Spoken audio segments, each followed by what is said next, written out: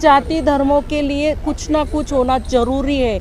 आज 50% आपने आरक्षण दिया है, पर इसमें हम ब्राह्मण कहाँ है? जो हम ऊपर के निर्देश के अनुसार 25% आरक्षण के लिए हम जो मांग कर रहे हैं, वो इसलिए हमें चाहिए कि आखिर इन बड़ी जातियों ने सबसे ज़्यादा कुर्बानियाँ इन्होंने दी, सब कुछ इन्होंने अपने देश के लिए खोया, आज ये हर चीज़ से वंचित क्यों हैं? बंटवारे के समय में हम लोगों के पास ज़मीनें थी, जायदाद थी, परिवार बढ़े, हिस्से कटे। आज हम जिन लोगों में 50 एकड़ ज़मीन थी, आज वो 1-1 बीघा, 2-2, 4-4 बीघा के मालिक हैं। समाज हमारे बच्चे और हमारी बच्चियों की शादियों के लिए तक परेशानी पैदा हुई है, तो हम इसलिए इस आरक्षण के भागीदार हम भी क्यों ना बने। हम प्रधानमंत्री तक ये आवाज़ पहुंचाना चाहते हैं भारतीय मराठा पार्टी के हिसाब से माध्यम से, और जो हमारा केंद्रीय नेतृत्व हमसे बोलेगा, दिल्ली प्रदेश को अगर आंदोलन छेड़ना पड़ा तो हम आंदोलन छेड़ेंगे भी। राष्ट्रीय मराठा पार्टी के ओर से हमारे जय करण चौधरी अखिल भारतीय कमेटी के हमारे जो प्रभारी है, हाँ, वो अखिल भारतीय समन्वयक परिषद के हमारे जय करण चौधरी अध्यक्ष, हमारे दिल्ली के अध्यक्ष माननीय गोविंद जी आवाना जी, हमारे हिमाचल के प्रभारी राकेश जी जायसवाल, हमारे गोवा के प्रभारी और राष्ट्रीय उपाध्यक्ष हमारे मनीषा जी सोनी, अपने मध्य प्रदेश के प्रभारी परमेश्वर जी देशमुख, छत्तीसगढ़ के प्रभारी स्वामीनाथन यादव, महाराष्ट्र के संगठक महादेव पालक, और हमारे रिटायर तिसारी जज साहब BR वर्मा जी, और हरियाणा के वो प्रभारी है, और हमारे सब राष्ट्रीय मराठा पार्टी के सब सीनियर और जूनियर पदाधिकारी और अपने पत्रकार बांधव। तो मैं आपको सबके साथ माननीय नरेंद्र जी मोदी साहब को हमने एक निवेदन तैयार किया है, उनकी अपॉइंटमेंट मांगी है। आपको मैं पूरा पढ़ के बताता हूँ। विषय है, वर्तमान में आरक्षण की सीमा 50% से 25% बढ़ाया जाए और कुछ 75% आरक्षण सीमा को मंजूर दिए जाए, और मराठा, ब्राह्मण, गुजर, लिंगायत, कोमटी, जैन, राजपूत, पाटीदार, जाट, मारवाड़ी और अन्य खुली श्रेणी जातियों OBC को अतिरिक्त 25% में शामिल किया जाए। आरक्षण अथवा खुली श्रेणी की जातियों को आर्थिक रूप से पिछड़ा मानदंड दे के अनुसार सम्मिलित किया जाए। आरक्षण प्राप्त करने के संबंध में प्रिय महोदय, उपरोक्त याचिका में संबंध में किया गया है कि महाराष्ट्र सहित कई राज्यों में 50% आरक्षण की सीमा के कारण मराठा, गुजर, ब्राह्मण, कोमटी, जैन, मारवाड़ी, गुजराती, जाट जनसमुदाय लंबे समय से शिक्षा, रोजगार से वंचित है। देश को आज़ाद हुए 75 साल हो गए हैं। खुली जातियों की आबादी तो बढ़ी, लेकिन ज़मीन नहीं बढ़ी। दूसरी ओर ज़मीन के बंटवारे के कारण समाज आधा एकड़, 1 एकड़, 2 एकड़ आकर रुक गया है। कई लोग भूमिहीन हो गए हैं।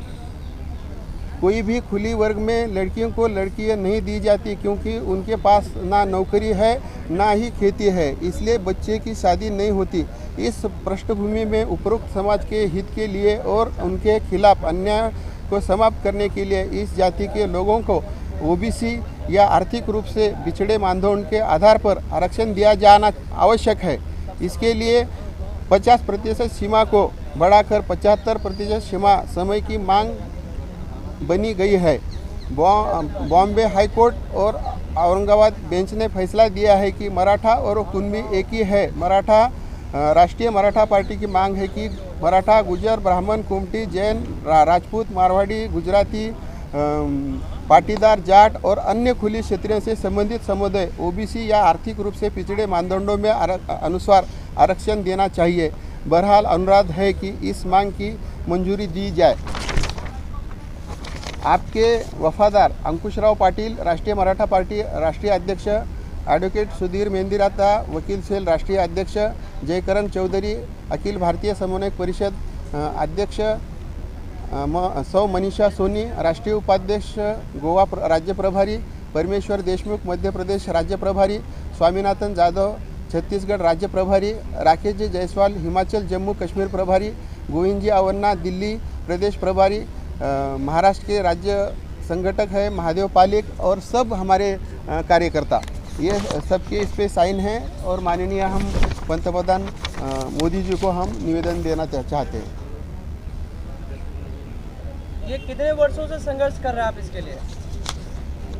हम ऐसा तो कम से कम 25-30 साल से, जो मराठा महासंघ ये जो विविध संगठन है उनके तरफ से हम 30 साल से हम ये कर रहे हैं मांग कि हमारे जो अखिल भारतीय मराठा महासंघ के अन्ना साहेब पाटिल थे, वो 22 मार्च 82 को उन्होंने आरक्षण के लिए उसमें कहा था कि जो आर्थिक दृष्टया दुर्बल है उनके लिए सबको खुले प्रवर्ग को आरक्षण देना चाहिए। ऐसा फर्स्ट मांग अन्ना साहेब पाटिल ने की थी, अखिल भारतीय मराठा महासंघ के जो महाराष्ट्र के अध्यक्ष। महाराष्ट्र को आर्थिक साम्राज्य माना जाता है, ऐसे में आप लोगों को आरक्षण की कैसे आवश्यकता पड़ सकती है?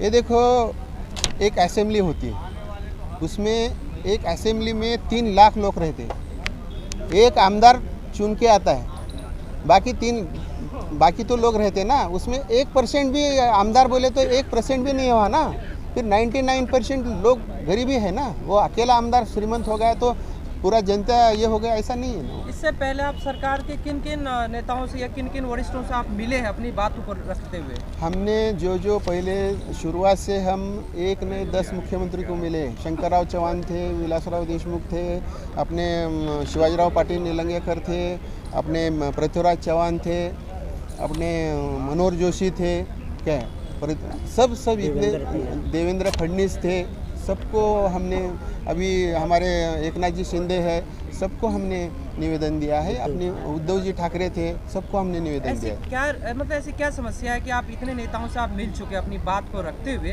पर किसी के कहीं से भी सफलता नहीं मिली आपको? वही हम बोल रहे हैं ना कि ये जो लोग हैं समाज का नाम लेते हैं, इलेक्शन में अपना बोलते हैं और चुन के आने के बाद वो सब भूल जाते हैं, यही बात है।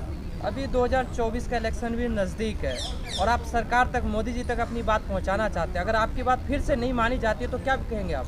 ये देखो, हम मोदी जी को रिक्वेस्ट कर रहे हैं कि आप ये जो 10 साल में जो नहीं किया, इतना काम करो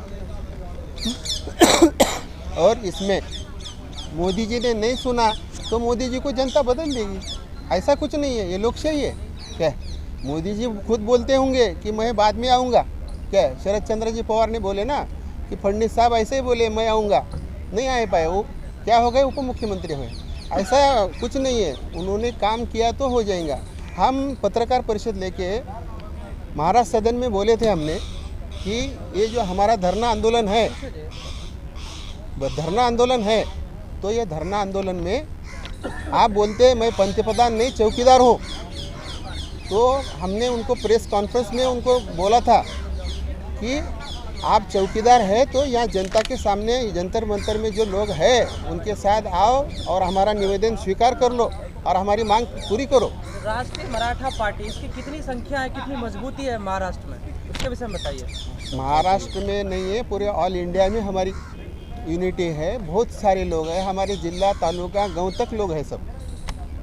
यानी सरकार आपकी बात नहीं मानती तो आने वाले इलेक्शन में आप जवाब भी देंगे। हमारी पार्टी, हम खड़े रहेंगे, हम लोकसभा में खड़े रहेंगे, विधानसभा में खड़े रहेंगे, हमारे लोग वहाँ पे आएंगे। हमारी सरकार आने के बाद हम सब डिसाइड करेंगे यहाँ पे। आप अपनी टीम की तरफ से आखिरी संदेश क्या देना चाहेंगे सरकार को?